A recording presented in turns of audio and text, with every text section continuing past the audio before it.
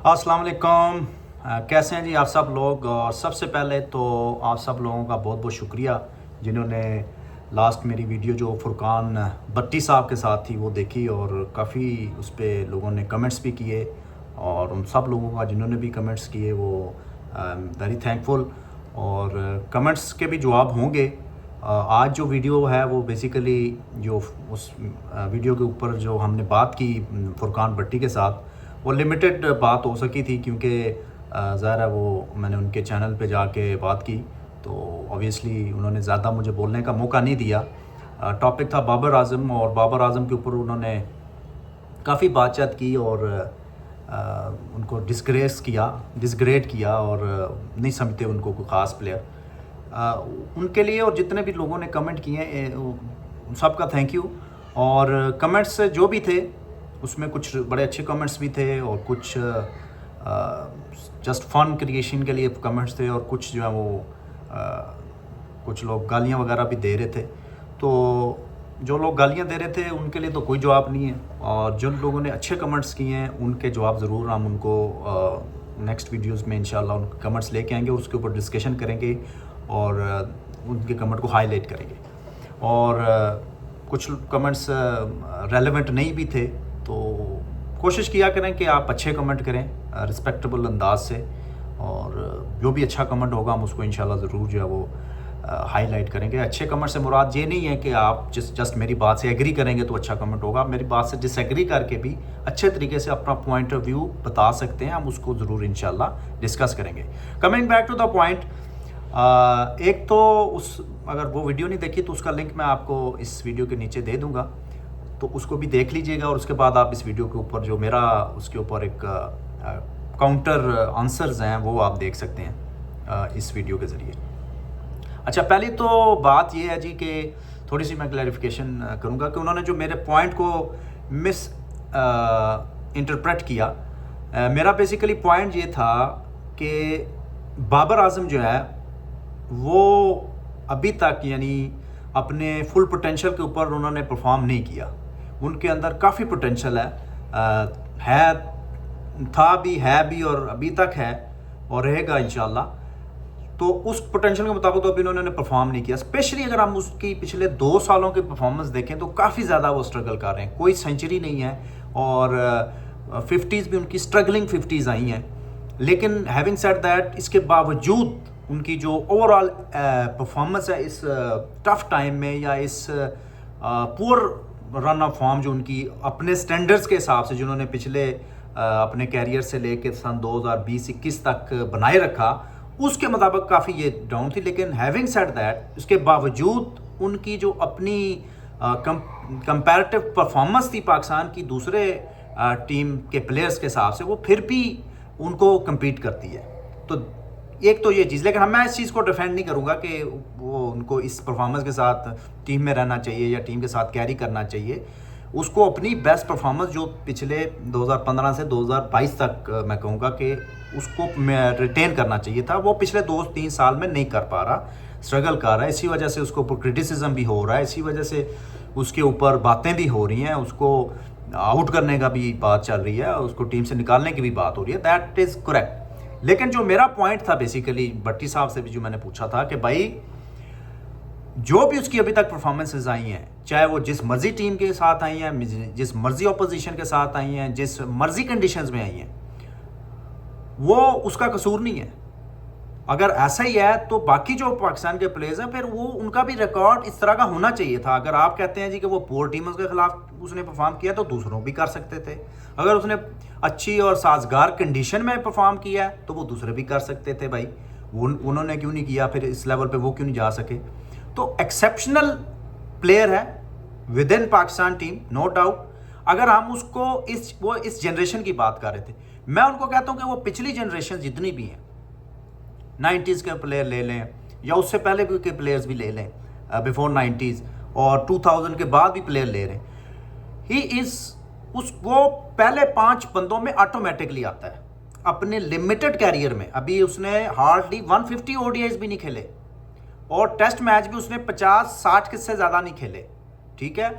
और T20 में तो खैर उसकी परफॉर्मेंस उसके जो स्टैट्स हैं वो बहुत अच्छे हैं, एक्सेप्ट अगर आप स्ट्राइक रेट के ऊपर डिबेट हो सकती है, लेकिन वैसे वो T20 में भी उसने ऐसा परफॉर्म कर दिया है कि इसने एक तहसर ये दे दिया कि अगर आप बहुत बड़े हिटर नहीं हैं, बहुत बड़े आप स्लॉगर नहीं हैं, तो उसके बावजूद आप अच्छे क्रिकेटिंग स्ट्रोक्स खेल के T20 में भी आप अपनी पोजीशन बरकरार रख सकते हैं। उसका सबूत ये है कि बाबर आजम अराउंड 100 T20 भी खेल गया, तो वो वैसे नहीं खेल गया, वो उसने परफॉर्म किया तो वो खेला। अब बात करते हैं, उन्होंने जो भट्टी साहब ने जो बात की थी कि भाई इस जनरेशन का तो अच्छा प्लेयर है लेकिन आप उसको कंपेयर ना करें, और भाई हम उसको इंजमाम के साथ, सईद अनवर के साथ, मोहम्मद यूसुफ या ग्रेट जावेद मियांदाद के साथ कंपेयर नहीं कर सकते, ना मैं कर रहा हूं। मेरा कहने का मकसद ये था कि ये इन प्लेयर के साथ आता है। जब भी हम इन प्लेयर का, मैंने 4 प्लेयर के नाम लिए, Inzamam ul Haq number 1 batsman of Pakistan, किसी को कोई डाउट नहीं है। Number 2 Saeed Anwar, number 3 Mohammad Yousuf, number 4 कुछ लोग इस पर डिबेट कर सकते हैं, मैं जावेद मियांदाद को कहता हूं। कुछ लोग हो सकता है जो उनको, जिन्होंने देखा है, जिन्होंने उनको फॉलो किया है, वो उनको नंबर 1 भी कह सकते हैं। लेकिन समहाउ ये ऊपर नीचे हर किसी की पसंद नापसंद के हिसाब से ऊपर नीचे हो सकते हैं इनकी नंबरिंग। लेकिन 5वें नंबर पे अगर आप हिस्ट्री देखें पाकिस्तान की, तो वो बाबर आजम ही है। अगर आप उसको पहले नंबर पे, हो सकता है कुछ लोग पहले नंबर पे भी कहें, हो सकता है कुछ लोग दूसरे नंबर, लेकिन टॉप 5 पाकिस्तानी बैट्समैनों में बाबर आजम एग्जिस्ट करता है, with limited ODI career, with limited test career, with limited performance in test cricket and I think significant performance in ODI.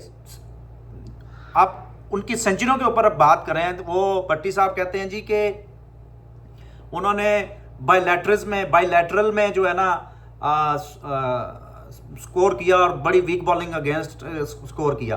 तो मैं उनके लिए ये स्टैट्स बताना चाहूँगा कि उनकी, और लोग उनको खैर जिम्बाबर और जिम्बू और पता नहीं क्या ना क्या कहते हैं, शायद कभी मैंने भी कहा हो असरा मजाक में, लेकिन हकीकत इसके बरक्स है। हकीकत ये है कि बाबर आजम की 19 ओडीआई सेंचुरीज है, 19 ओडीआई टर्न्स, ठीक है। उसमें 2 ऑस्ट्रेलिया के खिलाफ हैं, उसमें से 1 या शायद दोनों ऑस्ट्रेलिया में है। तो कंडीशन, इंग्लैंड के खिलाफ 2 बड़ी टीम, न्यूजीलैंड के खिलाफ 2 बड़ी टीम, श्रीलंका के खिलाफ 2, आप कह सकते हैं जी वीक टीम है, वेस्ट इंडीज के खिलाफ 4, जिम्बाब्वे के खिलाफ 2, साउथ अफ्रीका, अफगानिस्तान और नेपाल के खिलाफ 1। यानी आप जिस प्लेयर को जिम्बाबर कह रहे हैं, या हम जिस प्लेयर को जिम्बाबर कह रहे हैं, उस प्लेयर की जिम्बाब्वे के खिलाफ सिर्फ 2 सेंचुरियां हैं आउट ऑफ 19, ठीक है जी। अब ऑस्ट्रेलिया, साउथ अफ्रीका, इंग्लैंड, यानी कि तकरीबन हर टीम के खिलाफ उसकी ओडीआई में सेंचुरी है सिवाय इंडिया के। अब इंडिया के खिलाफ होनी चाहिए थी, काफ़ी मैच खेल चुका है, इसके ऊपर एक अलग डिबेट होनी चाहिए कि उसको इंडिया के खिलाफ जब तक वो स्कोर नहीं करेगा, उसका जो लेवल है वो मज़ीद एक स्टेप ऊपर नहीं जाएगा। तो एक तो उसको इंडिया के खिलाफ भी सेंचुरी करनी चाहिए थी, नहीं की, लेकिन उसके अलावा ज़्यादातर टीमों के खिलाफ, तकरीबन हर टीम के खिलाफ उसकी सेंचुरी है। तो ऐसा नहीं है कि किसी एक टीम के खिलाफ सेंचुरी की है या किसी एक कंडीशन में की है। साउथ अफ्रीका, इंग्लैंड, ऑस्ट्रेलिया में उसने जाके सेंचुरियां मारी है, ठीक है जी। अब बात करते हैं कि इम्पैक्टफुल। अब इम्पैक्टफुल की जब आप बात करते हैं तो एक तो चलो इम्पैक्ट हम इस पर कंसीड कर देते हैं कि इंडिया के खिलाफ उसकी कोई इतनी नहीं है परफॉर्मेंस, लेकिन आप ये देखें कि पाकिस्तान वर्ल्ड कप्स में, यानी कि आईसीसी वर्ल्ड कप, जिसमें आईसीसी T20 वर्ल्ड कप और आईसीसी 50 ओवर वर्ल्ड कप में एक ही मैच इंडिया के खिलाफ जीता है, and in this match performance come from Babar Azam. तो आप इस इंपैक्ट को कैसे जीरो कर सकते हैं, पहली बात। दूसरी बात कि मैं कहता हूं कि बाबर आजम की भी आईसीसी टूर्नामेंट्स में एक ही कोई या एक आध 2 इनिंग्स होंगी इंपैक्टफुल। तो ठीक है, आप जो क्रिकेट ग्रेट्स हैं पाकिस्तान के, जो मैं भी मानता हूं, आप सब भी मानते हैं, मुझे बताएं कि उनमें से कौन सा ऐसा प्लेयर है। फॉर एग्जांपल आप इंजमाम उल हक को कंपेयर कर लेते हैं, ग्रेट प्लेयर, किसी भी जनरेशन में आप उनको कंसिडर करेंगे is a great player, number 1 batsman of Pakistan आप उनको कह सकते हैं। लेकिन मेरे जहन में, मैंने भी बड़ी क्रिकेट फॉलो की है, 1996 से मैं क्रिकेट फॉलो कर रहा हूं। 92 के वर्ल्ड कप में उन्होंने परफॉर्म किया एक मैच में against New Zealand in the semifinal, hero बन गए, ठीक है। अब उसके बाद मुझे बताएं 99 में एक 81 रन की इनिंग्स उन्होंने ऑस्ट्रेलिया के खिलाफ की खेली एक लीग मैच में, इम्पैक्टफुल इनिंग्स साबित हो गई है, चलो एक अच्छी इनिंग्स। इसके अलावा इंजमाम का 2007 तक वो आईसीसी वर्ल्ड कप खेलता रहा फ्रॉम 1992। इसके अलावा मुझे आपको इनिंग्स बता दें जो उन्होंने जो उनकी इंपैक्टफुल इनिंग चली। तो आप तो ये भी कह सकते हैं यार इंजमाम को मैं ग्रेट प्लेयर क्यों मानूं, उसने तो एक आध इनिंग उसने भी इंपैक्टफुल वर्ल्ड कप में खेली। तो भाई ये बात नहीं होती, हर प्लेयर का अपना एक लेवल होता है, एक उसका तरीकाकार होता है, वो उस तरीकेकार की वजह से एक रिकॉग्नाइज्ड बैट्समैन बनता है। तो बाबर आजम ने, आप कह रहे हैं जी वेस्ट इंडीज की एक पैथेटिक या एक थर्ड क्लास बॉलिंग के अगेंस्ट सेंचुरियां की हैं यूएई में 2016 में, तो भाई अभी अगर उसने इस टीम के खिलाफ सेंचुरियां स्कोर नहीं की या अगर वो अभी भी सेंचुरियां स्कोर कर देता तो इसका मतलब आप तो फिर भी ना मानते। हालांकि ये भी वेस्ट इंडीज की तो 10th रैंक टीम है, उस वक्त कम से कम 10th रैंक टीम तो नहीं थी, या उनकी बॉलिंग इस बॉलिंग से तो बेहतर ही थी। तो ऐसा नहीं है, आप किसी भी बैट्समैन की जो परफॉर्मेंसेज हैं इतनी बड़ी बड़ी के 19 सेंचुरियां कोई पाकिस्तान की तरफ से कर देता था और आप कहते हैं जी कि सेंचुरियां ही नहीं है, वो तो बॉलिंग ही नहीं है, वो तो कंडीशन ही नहीं है, तो भाई फिर बाकी बंदों ने क्यों नहीं की? आप कहते हैं जी कि बड़ी बड़ी ग्रेट इनिंग्स खेली हैं और बड़ी टफ बॉलिंग थी, तो अभी पिछले 10-15 सालों में आप कहते हैं जी कि कोई बॉलिंग नहीं थी किसी अपोजिशन की, सारी टीमों के खिलाफ उसने स्कोर किए हैं, सारी टीमों के खिलाफ रन्स किए हैं, सिवाय इंडिया के जो कि वैसे ही कम मैचेस हुए हैं उनके साथ सिर्फ आईसीसी इवेंट्स में, ठीक है उसमें उसको नहीं परफॉर्म हो सका। लेकिन अगर आप एक तरफ ये कहते हैं कि इसके जो बायलैटरल सीरीजें हैं उनको हम कंसिडर ही नहीं करते और उसको कंपैरिजन आप फिर विराट कोहली के साथ करते हैं, तो विराट कोहली भी तो इसी एरा का बैट्समैन है, उसको आप क्यों ग्रेट पर कहते हैं? उसने भी तो 2 नई बॉलों से या सिर्फ एक बॉल से परफॉर्म नहीं किया, वो भी तो इसी एरा में खेला है, तो इसका मतलब आप उसकी भी परफॉर्मेंस को फिर जीरो करें क्योंकि वो तो खेला ही इस एरा में है, वो भी उसी वेस्ट इंडीज के खिलाफ खेला है जिसमें बाबर ने 3 बैक टू बैक सेंचुरियां मारी हैं, वो भी इसी श्रीलंका के खिलाफ खेला है, वो भी इसी जिम्बाब्वे के खिलाफ खेला है या बांग्लादेश के खिलाफ खेला है, तो फिर उसकी भी सेंचुरियों को आप फिर जीरो से मल्टीप्लाई कर दें। तो ऐसा नहीं है, तो थोड़ा सा आप अपनी जो नफरत टुवर्ड्स बाबर आजम है उसको थोड़ा रियलिस्टिक करें। अब ठीक है, हर बंदे का अपनी ओपिनियन है, हर बंदे की अपनी राय है, हम हर किसी की राय की रिस्पेक्ट करते हैं और करनी भी चाहिए, लेकिन ऐसा नहीं है कि आप सिर्फ अपनी ज़ाती उसकी बिना पे आप किसी को पास उड़ाना शुरू कर दें और उसको पर्सनल लाइकिंग डिसलाइकिंग पे शुरू करें। अब फुरकान भट्टी की अगर मैं बात करूं, मैं उनको सुनता हूं, अच्छा बोलते हैं, अच्छा पैशनेट बंदा है और थैंकफुल टू हिम कि उन्होंने मुझे अपने चैनल पे मौका दिया था।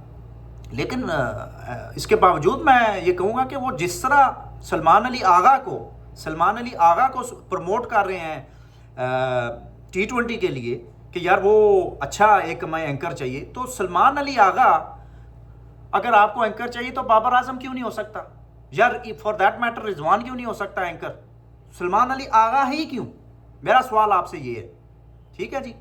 तो अगर आप एक तरफ कहते हैं जी कि हमें पाकिस्तानी T20 स्क्वाड में 1 या 2 मैक्सिमम एंकर चाहिए, तो उसमें आप सिर्फ सलमान अली आगा को क्यों इंक्लूड करना चाह रहे हैं? Why not Babar? क्या आप बाबर को सलमान अली आगा से लेस बैट्समैन समझते हैं?